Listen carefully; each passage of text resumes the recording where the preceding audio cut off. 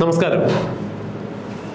Thiruvananthapuram mayor Arya രാജേന്ദ്രനും മേയറുടെ ഭർത്താവ് Sachin Dev MLAക്കുമെതിരെ KSRTC driver Yadu കൊടുത്തിരുന്ന ഹർജി ഇന്ന് ഉച്ചകഴിഞ്ഞ് Thiruvananthapuram first class judicial magistrate കോടതി പരിഗണിക്കുന്നു.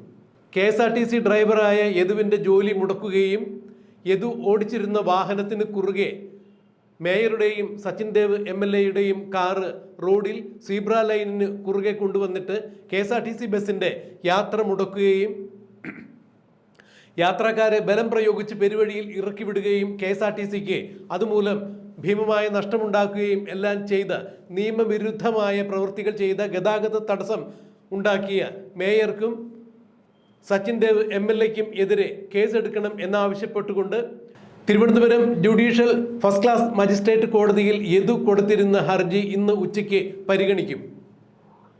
തൃശ്ശൂരിൽ നിന്നും തിരുവനന്തപുരത്തേക്ക് KSRTCയുടെ സൂപ്പർ ഫാസ്റ്റ് ബസ് ഓടിച്ചു കൊണ്ടുവന്ന യദുവിനെ തിരുവനന്തപുരം പട്ടം ജംഗ്ഷൻ മുതൽ പിന്തുടർന്ന് യൂണിവേഴ്സിറ്റി കോളേജിൻ്റെ സമീപം സാഫല്യം ജംഗ്ഷനിൽ വെച്ചാണ് തിരുവനന്തപുരം മേയറായ ആര്യയും ആര്യയുടെ ഭർത്താവായ സച്ചിൻ ദേവ് MLAയും കൂടി ചേർന്ന് ബസ് തടഞ്ഞു നിർത്തി പുലഭ്യം പറഞ്ഞത് ഡ്രൈവർ യദുവിൻ്റെ ജോലി തടസ്സപ്പെടുത്തിയത് എന്നാണ് പരാതിയിൽ പറഞ്ഞിരിക്കുന്നത്.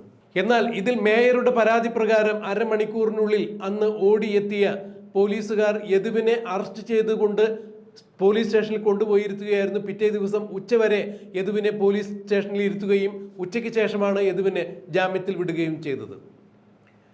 എന്നാൽ പ്രഥമ ദൃഷ്ട്യ ഇക്കാര്യത്തിൽ മേയർക്കെതിരെയും സച്ചിൻ ദേവിനെതിരെയും കേസെടുക്കാം എന്നിരിക്കെ യദു MLAക്കെതിരെയും മേയർക്കെതിരെയും പരാതി നൽകിയിട്ടും കന്റോൺമെന്റ് പോലീസ് യദുവിനെതിരെയാണ് നടപടി സ്വീകരിച്ചത്. യദുവിനെയാണ് കസ്റ്റഡിയിലെടുത്ത് പോലീസ് സ്റ്റേഷനിൽ കൊണ്ടുപോയി ഇരുത്തിയത്. പിറ്റേ ദിവസം ഉച്ചവരെ അവിടെ ഇരുത്തുകയായിരുന്നു. മേയറും ഭർത്താവ് സച്ചിൻ ദേവ് MLAയും സഞ്ചരിച്ചിരുന്ന വാഹനത്തിന് മറികടന്നു പോകുവാൻ യദു സൈഡ് കൊടുത്തില്ല എന്നായിരുന്നു ആദ്യം മേയർ ഉന്നയിച്ചത്.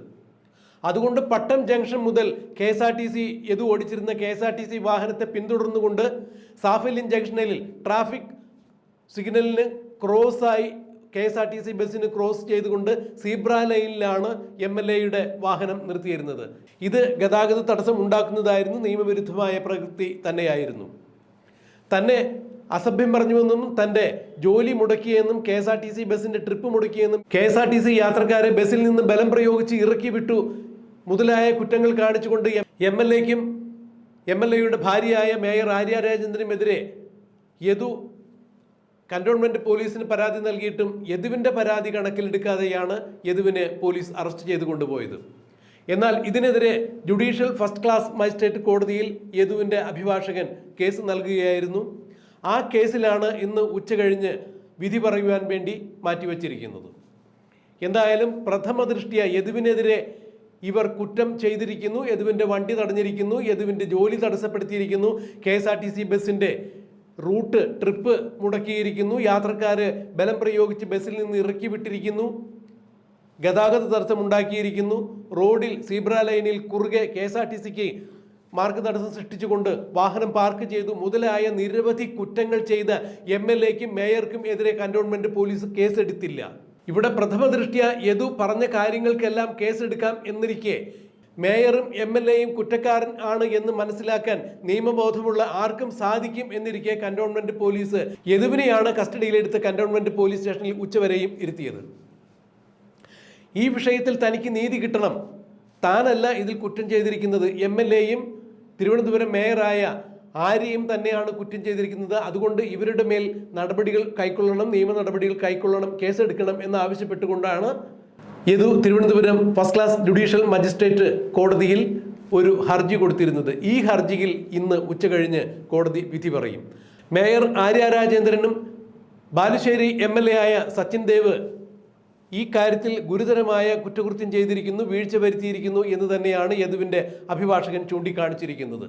ഇവിടെ അധികാരസ്ഥാനത്ത് ഇരിക്കുന്നവനും സമൂഹത്തിൽ ഉയർന്ന നിലയുള്ളവനും ഒരു നീതി, താഴേക്കിടയിലുള്ള ആളുകൾക്ക് മറ്റൊരു നീതി എന്നുള്ളത് അംഗീകരിക്കാൻ സാധിക്കില്ല. ഇന്ത്യൻ ഭരണഘടനയനുസരിച്ച് എല്ലാവർക്കും ഒരേ നീതി തന്നെയാണ് നടപ്പിലാക്കേണ്ടത്. അവിടെ ജോലിയുടെ വ്യത്യസ്തതയനുസരിച്ച് ഉയർത്ത താഴ്ചകളൊന്നും നീതി നടപ്പാക്കുന്നതിൽ ആർക്കും പാടില്ല. പ്രത്യേകിച്ച് കന്റോൺമെന്റ് പോലീസ് സ്റ്റേഷനിൽ നിന്നും എത്തിയ പോലീസുകാർ യദുവിന്റെ പരാതി പരിഗണിക്കാതിരുന്ന സാഹചര്യത്തിൽ ഇത്തരം ഒരു സന്ദേശമാണ് സമൂഹത്തിന് നൽകുന്നത് എന്ന് തന്നെയാണ് യദുവിന്റെ അഭിഭാഷകൻ ഉയർത്തിക്കാണിച്ചത്. മേയർ ആര്യ രാജേന്ദ്രനും ഭർത്താവായ MLAയും ഉയർന്ന നിലയിൽ നിൽക്കുന്ന ആളുകളാണ്. പൊതുപ്രവർത്തകർ എന്ന രീതിയിൽ, MLA എന്ന രീതിയിലും മേയർ എന്ന രീതിയിലും സമൂഹത്തിൽ ഉയർന്ന സ്ഥാനങ്ങൾ വഹിക്കുന്ന ആളാണ്. KSRTCയുടെ താൽക്കാലിക ജീവനക്കാരനായ യദു ഇവർക്കെതിരെ ഒരു പരാതി കൊടുക്കുമ്പോൾ എന്തുകൊണ്ടാണ് ഇവരുടെ ജോലിയുടെ വലിപ്പ ചെറുപ്പം അനുസരിച്ചിട്ട് യദുവിന് നീതി നിഷേധിച്ചത് എന്തുകൊണ്ടാണ് എന്ന് തന്നെയാണ് ഇപ്പോൾ യദുവിൻ്റെ അഭിഭാഷകൻ എടുത്തു ചോദിക്കുന്നത്. എന്തായാലും യദുവിൻ്റെ ഈ ഹർജിയിൽ ഇന്ന് ഉച്ചകഴിഞ്ഞ് ഒരു ഉത്തരവുണ്ടാകും, തീരുമാനമുണ്ടാകും. MLAയും മേയറും അറസ്റ്റിലാകുമോ, ഇവർക്കെതിരെ സത്വരമായ നിയമ നടപടികൾ കോടതിയുടെ ഭാഗത്തു നിന്നുണ്ടാകുമോ, കന്റോൺമെന്റ് പോലീസിന് കോടതി ഇത്തരത്തിൽ ഒരു നിർദ്ദേശം നൽകുമോ എന്നുള്ള കാര്യങ്ങളെല്ലാം നമുക്ക് കണ്ടറിയാം, കാത്തിരിക്കാം.